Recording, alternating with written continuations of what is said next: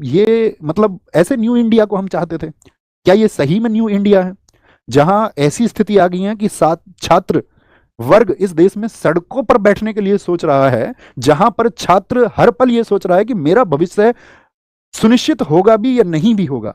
क्या जो मैं तैयारी कर रहा हूं इसको एक दिशा मैं दे भी पाऊंगा? क्या मैं सफल हो भी पाऊंगा? क्या इसी न्यू इंडिया की संकल्पना हम करते हैं दोस्त? आप बताइए मुझे। क्योंकि आप परीक्षा नहीं ले रहे हैं सिर्फ, और परीक्षा लेके उसके बाद में जब बच्चा धांधली, हैकिंग, किसी भी फर्जी कोई भी एंट्री करा लेना, पैसे वाले बच्चों की, कहीं पर भी ये सुनने में आया, कहीं पर भी आपका किसी खराब व्यवस्था को आप लोगों ने जिम्मेदारी दे दी बिना किसी जांच पड़ताल के। क्या ये एक बच्चे के विश्वास का कत्ल नहीं है? जो विश्वास वो इस देश के प्रति रखता है, इस देश के उन सर्वे सर्वाओं के प्रति रखता है कि हाँ वो लोग हमारे लिए कुछ सोचेंगे, क्योंकि हम इस देश के बच्चे, हम सुनते आए कि जिस ओर जवानी चलती है उस ओर जमाना चलता है। लेकिन ये भारत क्यों नहीं चल रहा है उस जवानी के लिए? ये भारत के नेता क्यों नहीं तड़प रहे हैं उन जवानों के लिए कि ये वही लोग हैं जो कल सिस्टम में बैठेंगे, यही लोग हैं जो इस देश को सुधारने का काम करेंगे, और इनको एंटर कराने के लिए जो व्यवस्था है वो एकदम से भद्दी व्यवस्था है।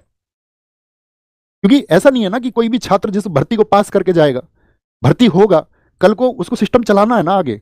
अगर आप उसको पहले ही इस देश की व्यवस्थाओं के बारे में इतनी उसकी मानसिकता को या उसकी मन में ऐसी चीजों को आप घर करा देंगे कि इस देश का तो सिस्टम ही ऐसा है, तो क्या वो उस सिस्टम को नहीं स्वीकारेगा कल?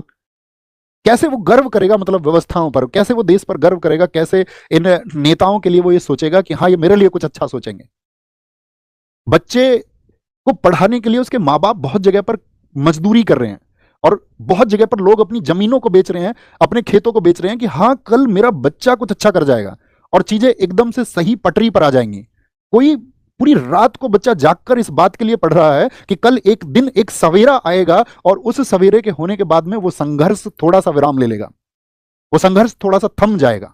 लेकिन जब उसके पास ये खबरें पहुंचती हैं तो उसका विश्वास टूटता है, उसका रातों को जाग करके जो मेहनत करना था वो एकदम से खत्म हो जाता है, और वह इस सिस्टम के सामने हार मान लेता है।